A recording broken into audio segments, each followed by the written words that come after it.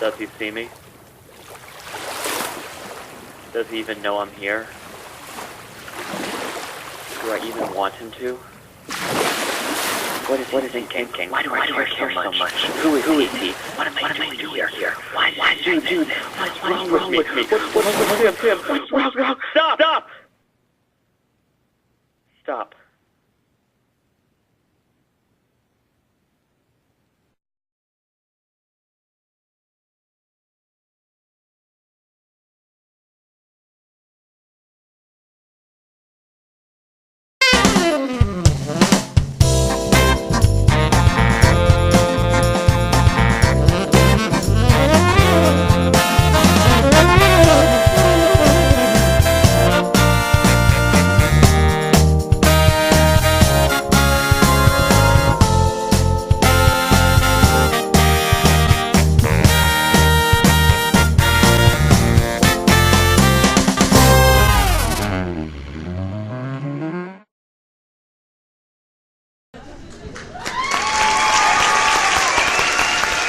Welcome back to APN TV Media, your author publisher network.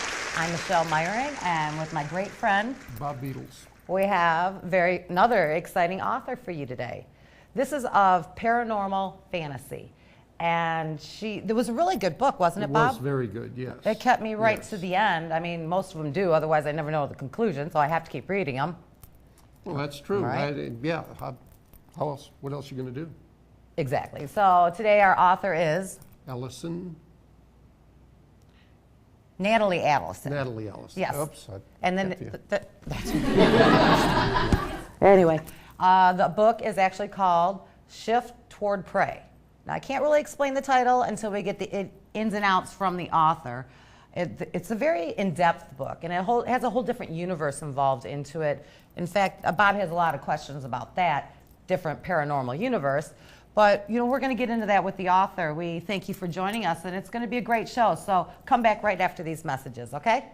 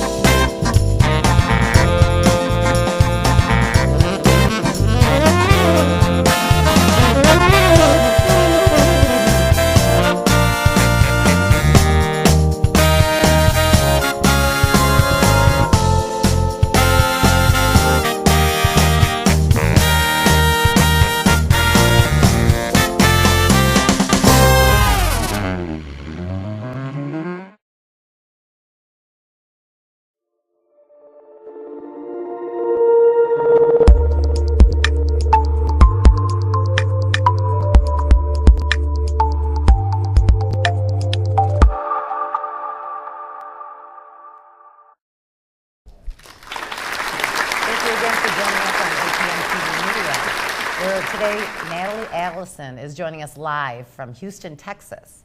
A Shift Toward Prey. Welcome, Natalie. How you doing today? I'm doing great. How are you guys? Great. Yeah, I'd say so far so good.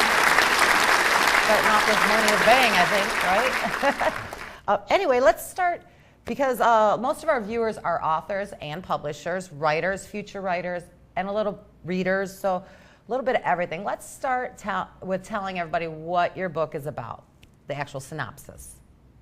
A Shift Toward Prey is kind of a new take on the werewolf vampire scenario. It's an entirely new universe where vampires and shifters, werewolf types exist, but they don't know that humans exist. So the story follows a group of shifters that are being attacked by a group of vampires, and the main conflict of the story happens when humans are suddenly thrust into that mix when they stumble on both species. Well, let's start here, Natalie, because some of our viewers aren't exactly knowledgeable of the paranormal world, but explain what shifters are, because I learned it through the book. I wouldn't have known prior to reading this book. Sure. The concept of a shifter is a creature that can change from a humanoid form to some other form. In my book, the shifters are animal shifters. So some of them can turn into jaguars, some of them can turn into tigers, wolves, eagles. So it's the concept of being able to change your form from one thing to another. Let me ask you this. Do nice guys turn jerk? Do they count as shifters? I'm sorry. I was just wondering about my ex-boyfriends and stuff, but no. Very good. Okay. Well, a little bit about the book. Tell us about the universe. That was the hardest point for me, my head to wrap my head around. And I have to thank you as a writer because there's, in the intro, you explain the whole universe and the dimensions and the solar. However, I couldn't really picture it until reading the book. You reintroduced every single definition and what they were. So in the end of the book, I understood the whole universe. Well, that makes me happy as a writer that I managed to explain it. The concept of the world itself is that it's tidally locked with its sun. And what that means is that the same side of the planet always faces the sun. If you think about our moon, Earth's moon is tidally locked with Earth. That's why we never see the dark side. We always see the same side of it. So there's no day and night in this universe. One side of the planet is always in daylight and the other side is always in darkness. And then there's the area between where daylight slowly shifts into darkness, and that in the book is called the Fringe, and that's where most of the conflict takes place. That's why the series is called Chronicles of the Fringe. Okay, all right. So the Fringe is the basis of your book, and that's where most of, because I don't want to give the end, but that's where most of the activity is going to happen in the next Chronicles? Yeah, that's where most of the conflicts takes place, and it's kind of symbolic in a way because there's a lot of change going on, and that's the one place in the whole world where change is physical. Like you can actually see the sky changing if you move a mile south or a mile north. You can see the color change. It gets darker and lighter. Types of plants change, types of creatures that lives there change. So everything that's in conflict comes from change. So everything that happens in the book happens in the one area on the planet where everything changes all the time. Now, the demons always live in the dark. Is there any symbolism there about the demons always living in the dark and, not... Well, I wanted to do that ironically. In the story, shifters call humans demons. And there's a reason for that is because demons in general are considered an unknown evil. So for the shifters and vampires that have no idea that humans even exist, when these creatures suddenly come out of a place that they consider uninhabitable, because I failed to mention, the shifters and the vampires only live in the dark side of the planet, or in the Fringe, where it's, just slightly lighter than the dark side. Humans only live in the north, which is the daylit side. If you've always lived in darkness, there's no concept of being able to live in light, and vice versa. So when the shifters and vampires are suddenly being invaded by these creatures that are coming down out of this area that they think nobody can live in, they're like, oh my God, these are demons, these are unknown creatures, evils that are coming after us. Well, they don't start as demons, though, do they? I mean, the concept is that they're demons. That's what they think because they can't exist. That's what they think, but there's a reason for that, and I don't know how much I want to give away, but something happens to humans when they spend too much time in the dark. It's true, though. It's true, though. Too much time in the dark. I don't know how people live in Alaska. I need a lot of vitamin D. A lot of vitamin D.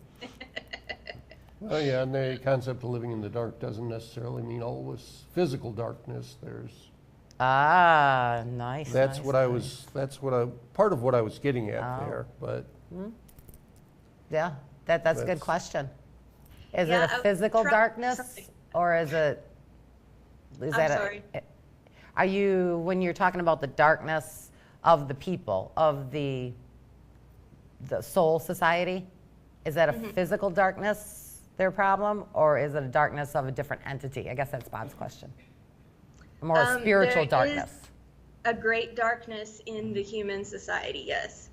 There's a culture of greed and sort of power hungry. What's yours is mine, and if I can take yours, it's mine. So the human empires that exist in the north have been conquering and fighting each other for millennia. And in the story, the only untapped frontier is the dark side of the planet. And that's what leads to the conflict, because they find a way to get to this side of the planet, and suddenly all these creatures that didn't even know they had an enemy to the north are about to be invaded. But the humans don't see that as something that's the wrong thing to do. They think, oh, this is a territory, we're strong enough to take it, so we're going to. So there's kind of that darkness too, that, you know, in their own world where that's acceptable, they, you know, exist in light. But when they move to the dark side and try to take over from other people, then their own inner demon nature comes out. Well, isn't that a little bit what's going on in the shifter world too? I mean, there's some similarities, although they're not concrete similarities, between the political haven of the north, meaning the solstice people, and then of the south, what's going on in their dynamics of their rulership. Sure. Well, there is and there isn't, because one thing to consider is that shifters and vampires are both predators. So they actually live by a different type of morality. For instance, in the shifter and vampire world, there's no such thing as murder. If someone angers you enough for you to lash out, you are allowed to kill them. Human society doesn't have that, so, you know, technically that would make it better, but if you're existing by survival of the fittest, if there is no concept of this is wrong, then is it wrong or isn't it? So the shifters and the vampires live in this world where it's very cutthroat in the sense that you have to protect what you have, but it's also very structured because they have this extreme hierarchy of who's in charge and who does what and who does this. So a lot of the book is exploring all these different concepts of not just morality, but government. You know, you have a government that has, you know, strict laws and, you know, no stealing, no murder, no this, that, the other in the human side. But if you're strong enough, you can go and take what somebody else has and conquer their kingdom. In the shifter realm, you don't have that strict force of law because there's no court system, there's no police, there's no something saying you can't steal from somebody else. But at the same time, they have this structure that's so ingrained and so intrinsic to their nature that they wouldn't actually think of going out and stealing somebody else's things, or they wouldn't think of murder as a bad thing. If somebody's coming in to try to hurt you, you are allowed to kill them. So I tried to juxtapose the two different types of societies against each other.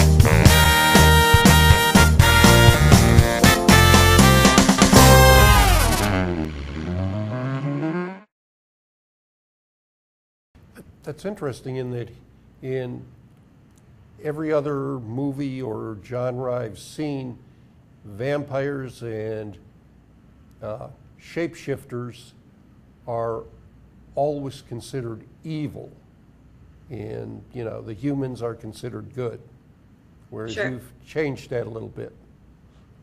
Well, I wanted to do kind of a different study on things. Most of the vampire shifter tropes that are out there right now are that, mostly modern day shifters and vampires exist in the world, and humans are just too stupid to know that they actually are there. And, they hide in the shadows and whatnot. I wanted to create a world where shifters and vampires had evolved as their own species, as their own culture, that with no influence from humanity, there's no need to hide what they are or come up with elaborate schemes to make sure the dopey humans don't understand that they're being preyed on. I wanted to see what would happen in a world where an entire society evolved around the fact that one of the things you need to do to stay alive is drink blood, or you have this predatory nature that makes you want to go out and hunt. So I wanted to take those things and juxtapose them against the sort of standard of what we consider to be human growth in society, which, time of empire, where people are going around and conquering and That was very, very interesting. influence. You did an excellent job on the synopsis. I took a spotlight to our readers. Why don't you tell us a little bit about the characters really quick, the main characters in the book, and kind of their emotional ties to each different universe. Sure. The main female character is named Kiari John. She is a shifter, a jaguar, and she is the younger sister of the leader of the shifter realm. And she's what's classified as an omega in the shifter realm, which means she's kind of outside the hierarchy. There's a lot of detail in that, but I don't want to go into right this second because that would take up the entire interview. But her entire life she's lived in the shadow of her older sister, and she's never been able to shine. And she honestly believes that she is a natural leader, that if people would just turn to her and give her a chance, she would be able to prove how smart she is and how much she can help their society. She believes she has all these much better ideas about how everything's going to go. And so when she's given a chance, the book begins when she's given a chance to sort of step up and try to show her leadership skills. And it goes downhill from there. The main human, his name is Matthias Corvus, and he is the second son to the king of a teeny tiny place called the Shadow Empire. And yes, it's meant to be ironic. There's probably only about 100,000 people in the entire empire. When, of course, you think empires, you think many millions. But they're a tiny little backwater place, and they want to make their mark on the human world. But they also don't want to get swallowed up by these larger empires. So Matthias, being the second son, also doesn't have a chance to shine. He doesn't have a chance to put his ideas forward. He also believes that he's a natural leader, and he wants to prove himself. So when he gets an opportunity to prevent a war, or so he believes, he jumps on it so that he can try to show his leadership skills. And that leads him into the shifter realm, where, of course, everything starts falling apart. Yeah, I don't want to give too much of the characters because in a lot of the book, you didn't know who was going to be good and who was going to be bad. And it was kind of like reading a mystery novel because I thought I guessed it. And then I kept reading, I'm like, oh, that wasn't it. And I thought I guessed it. That wasn't it. So I don't want to give too much away to our readers, but it was definitely an excellent read. I mean, I really enjoyed it. Really enjoyed it.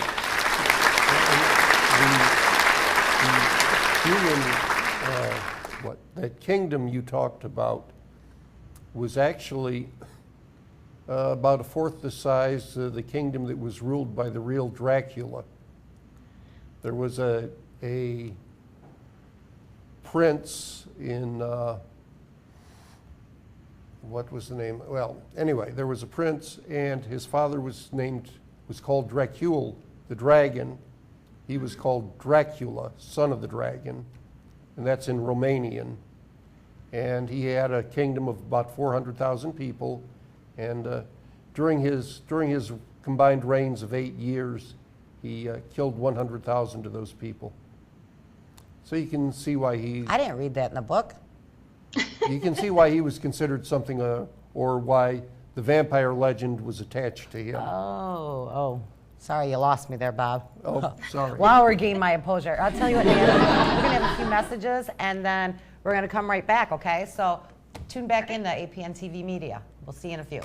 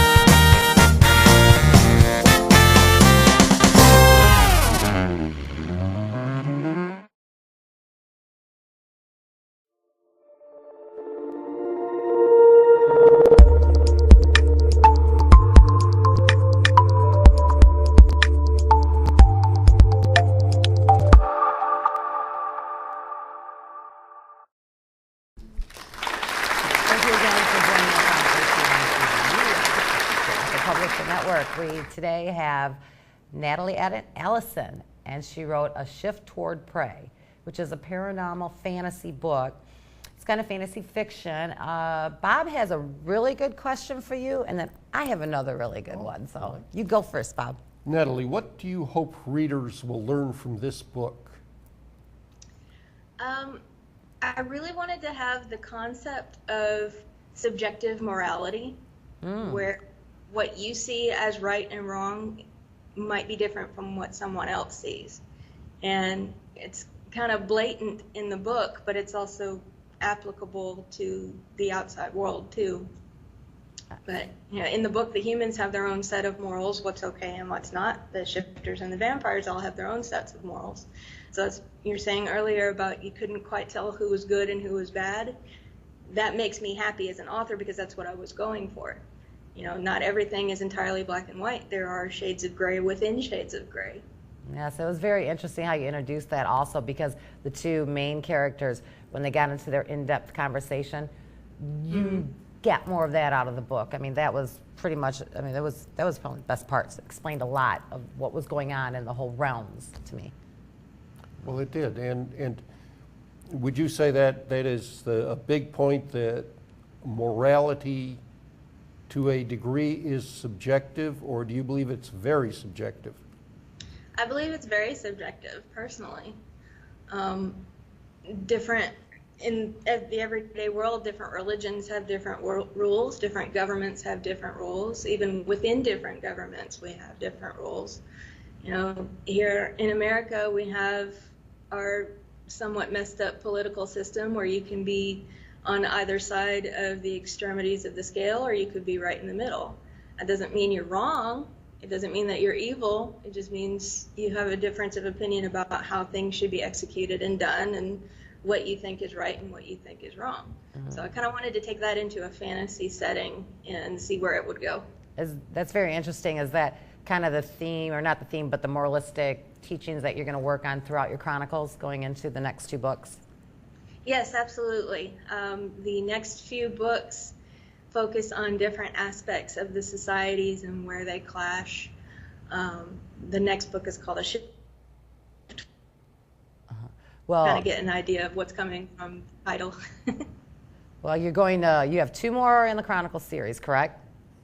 Well, it's going to be a 9-book series total. Oh. There's 2 more in this first trilogy, and then there's 2 other trilogies coming after that.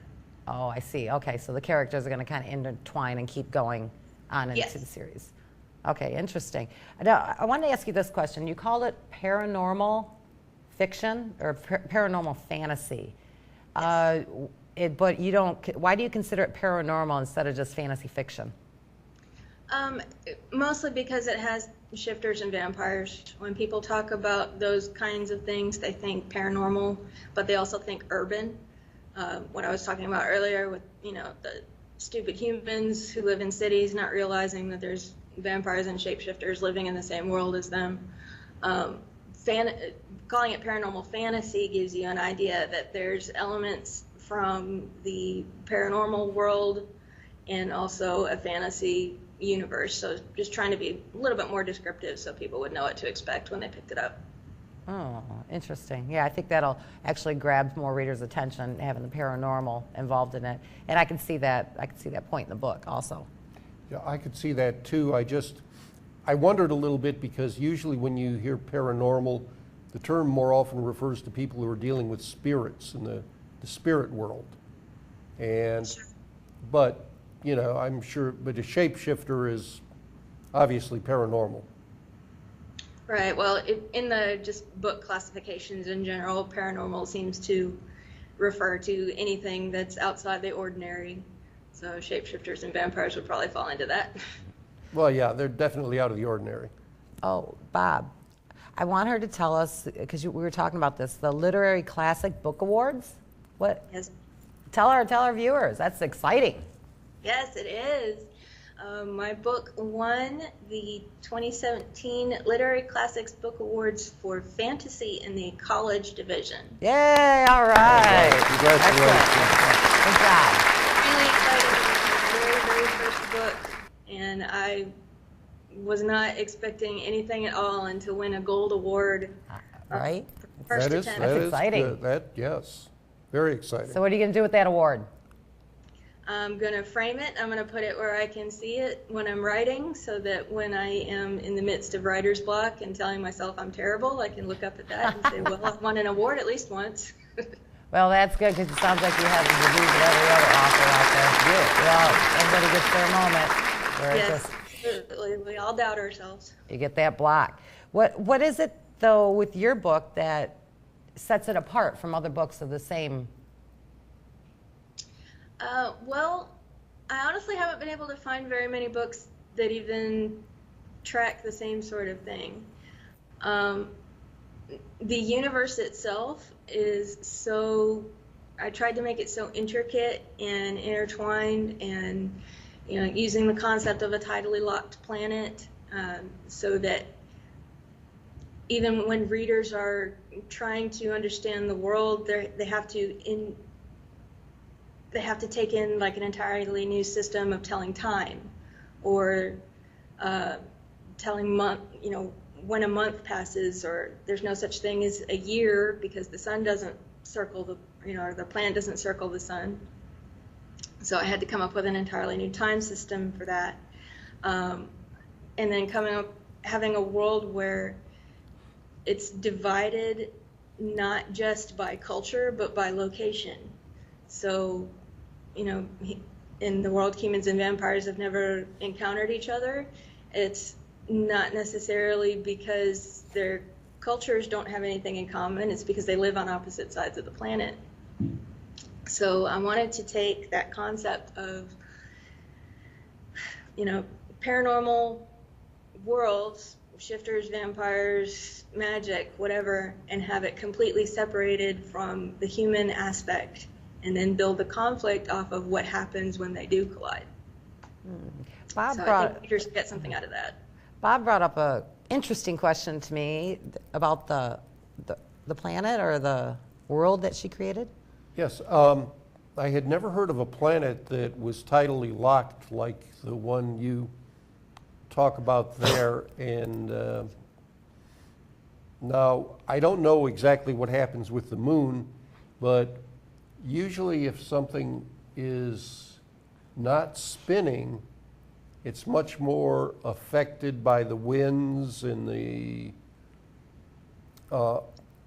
impact of something hitting it, like, let's say, a small meteor would probably have a little more effect. I don't know if that would be true of a planet, but it seems like it would be.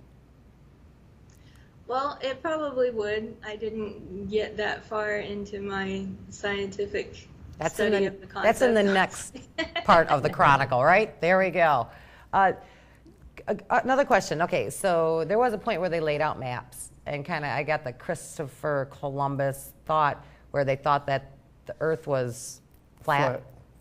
So they sailed into but it ended up going round. Now, is that going to tag into your series that you're going to explain the rest of the world? Is there more world?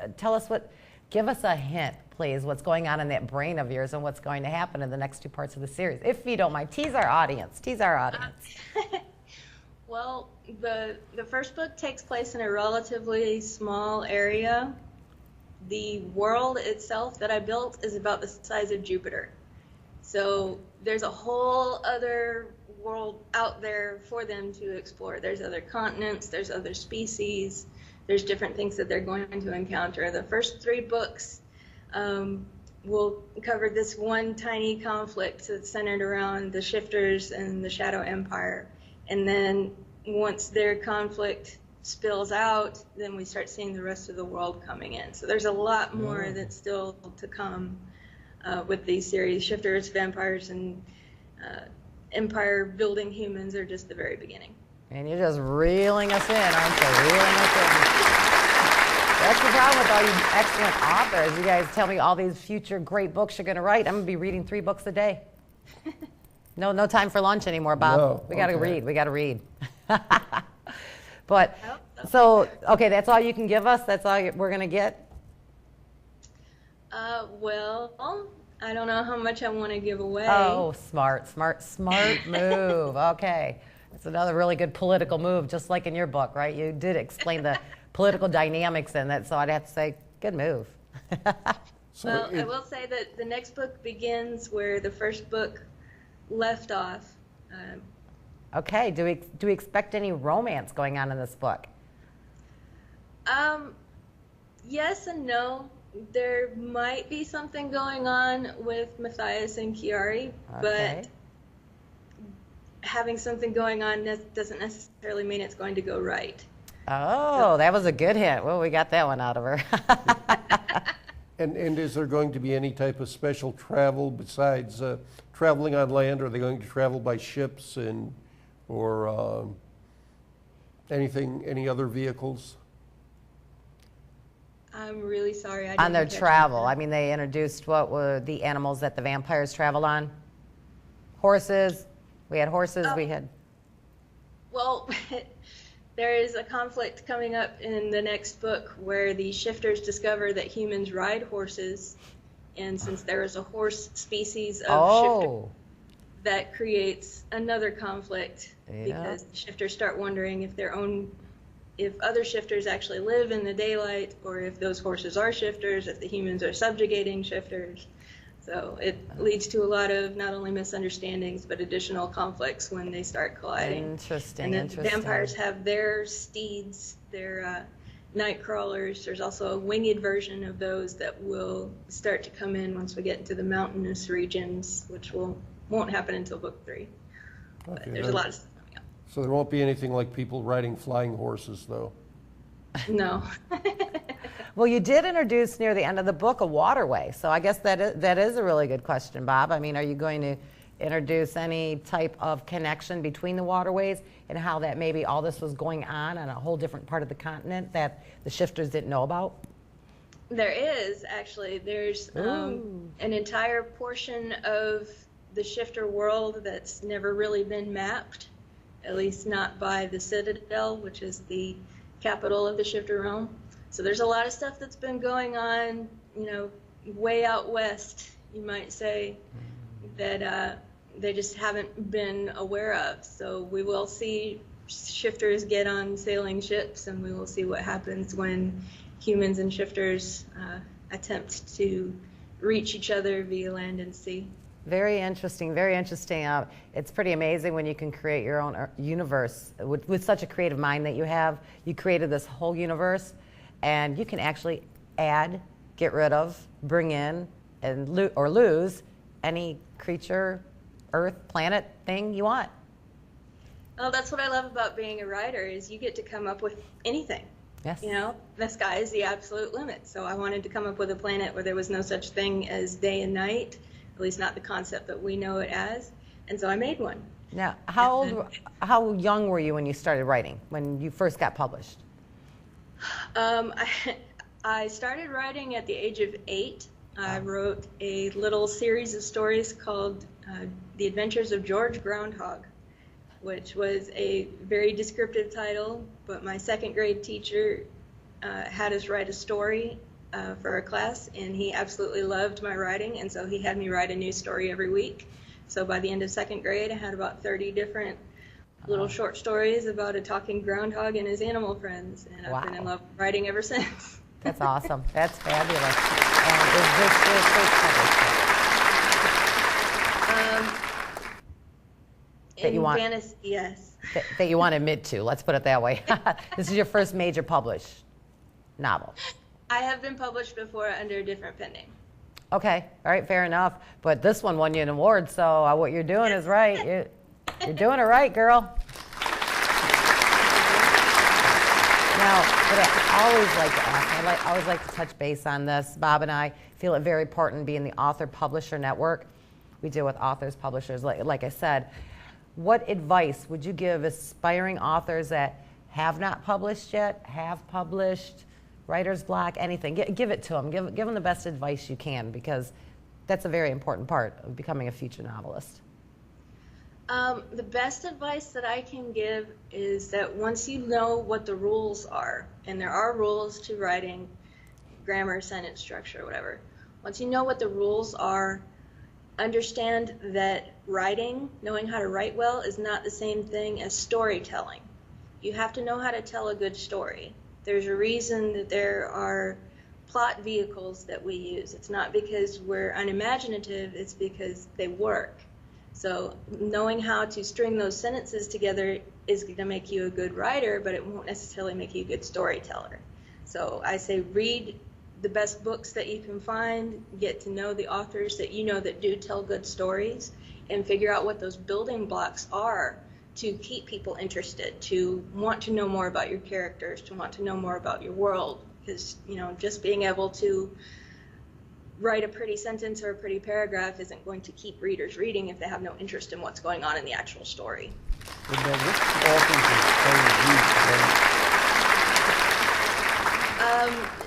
Tolkien, when I was little, that was my introduction to fantasy, and I fell in love with the concept of an entirely different world.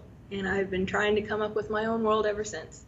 So, building the world for A Shift Toward Prey in the series was about a 2.5-year venture. Wow. Just to build up the details of it.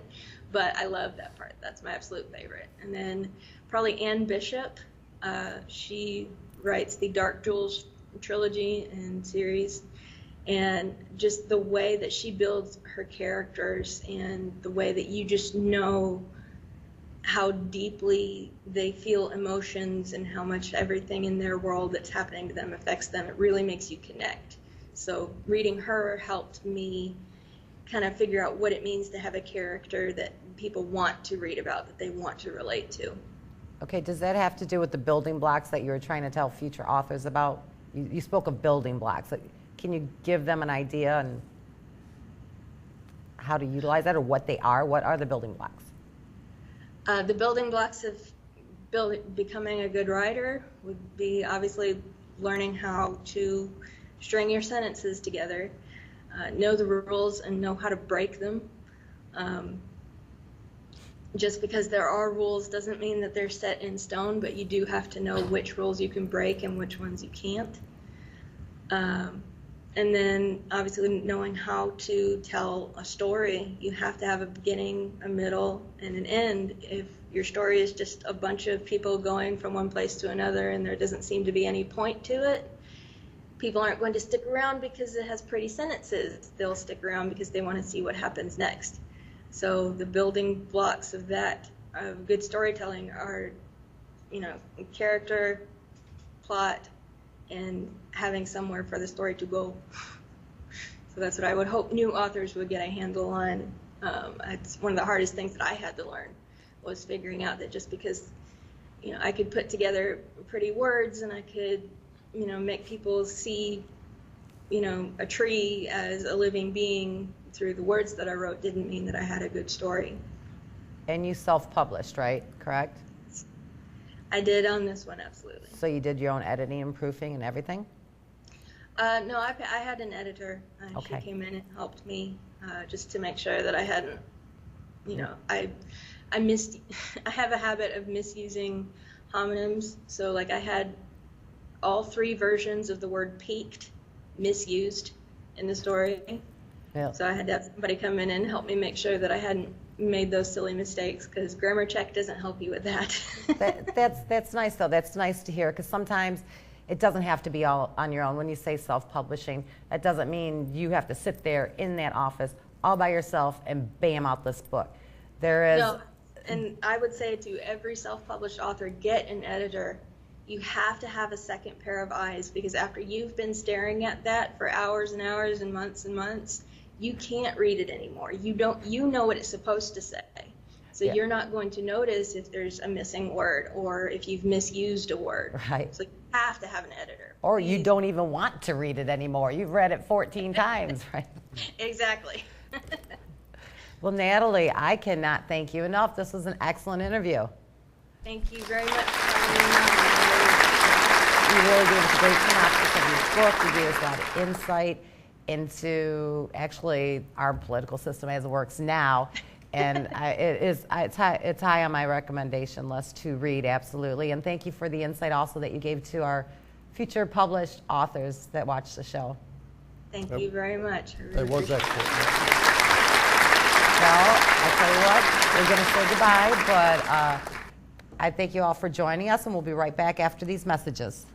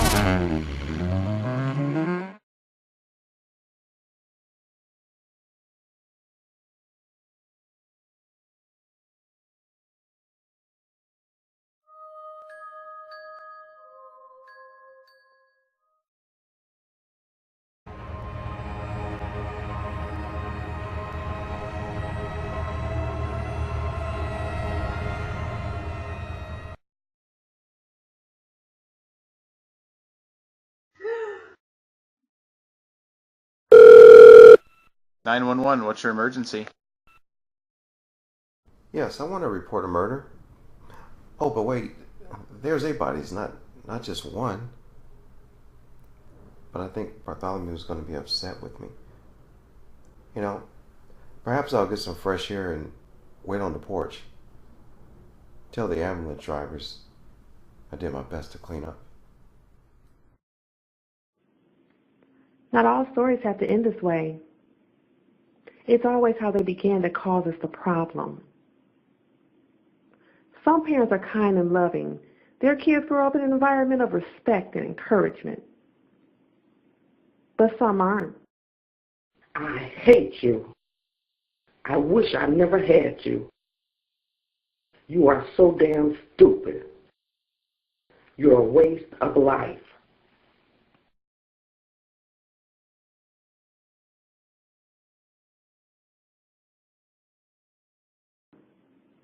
But one day, regardless of their upbringing, they all grow up and become something. Sometimes they become deadly.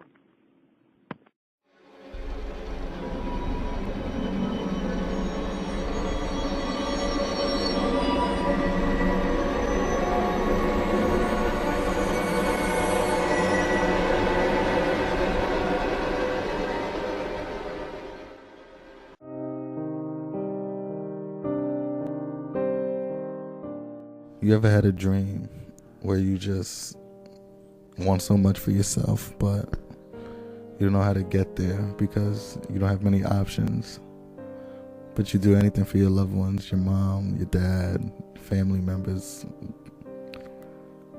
to the point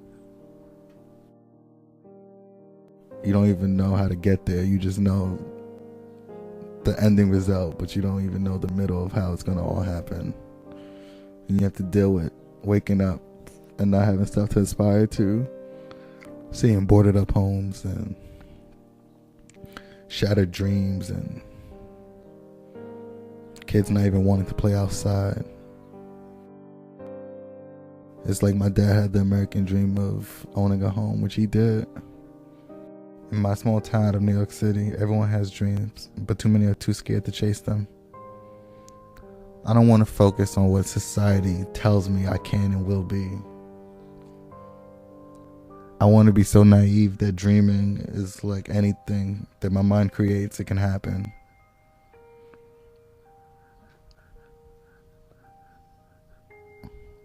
I want to be fearless in chasing any goal I set my mind to. I want to catch anything that I feel like I deserve, that I feel that's owed to me for my diligence of hard work and being patient and always being at the moment. I feel like I'm always at the right place at the right time. Even my environment now, I know it's all for a reason. It's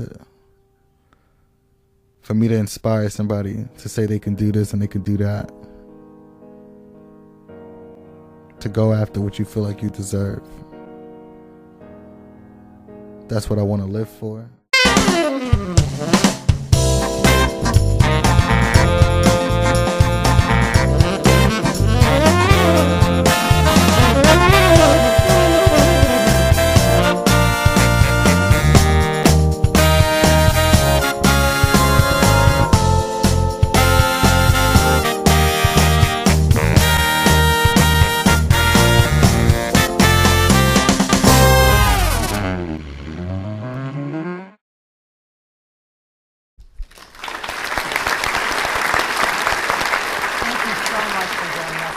APN Media. It was an excellent show today. I really liked it, and I'm inspired along with everybody in the control room and our camera lady. Everybody wants a copy of this book, so that's always a good sign, right, Bob? Oh yes, it was excellent. She was really good. I tell you what, we have the best part of the job. We get to read these books and then make everybody else envious and get a lot more books sold for everyone. That's it, yes. Natalie Allison, A Shift Toward Prey. Look it up. She's also on Kindle, and her books are all major bookstores for you to read. And we hope to see you next time on APN TV Media. Stop. What'd I say, Wood? Anderson. You said Did I say Anderson? Yes. All right, thank you. That would have been a big one.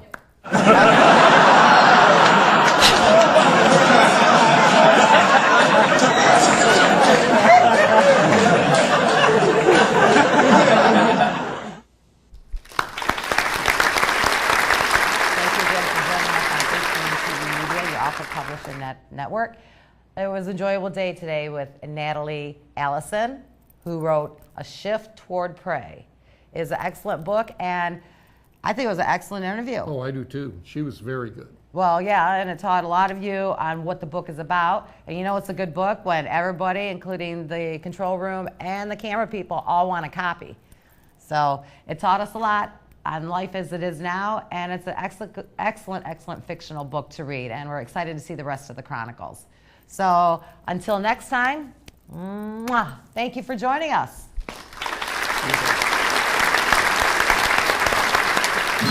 There's a place inside my mind unseen, dreams of you and I that just can't be. But I can keep them safe and locked away inside.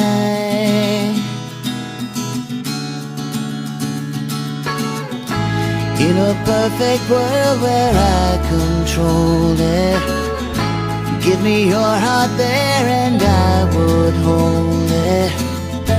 But I know that just can't be reality.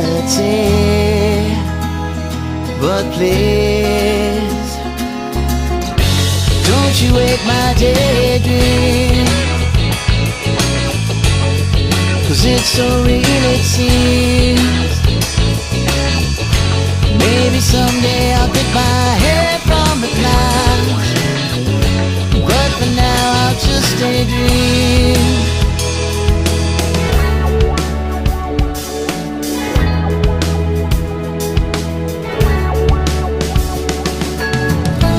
If you said to jump, then I will do it.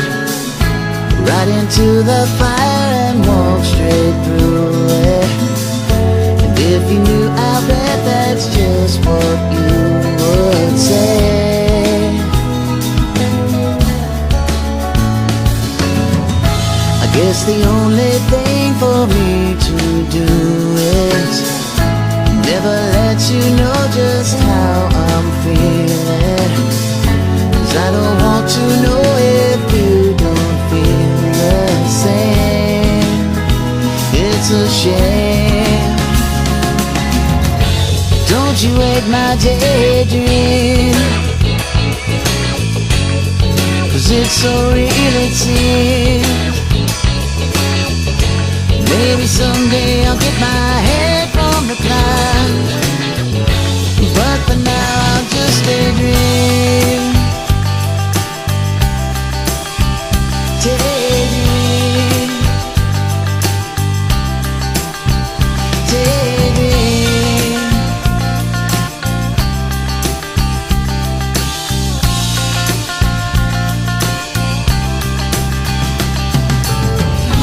There's a place inside my mind unseen, dreams of you and I that just can't be. But I can keep them safe and locked away inside. Inside.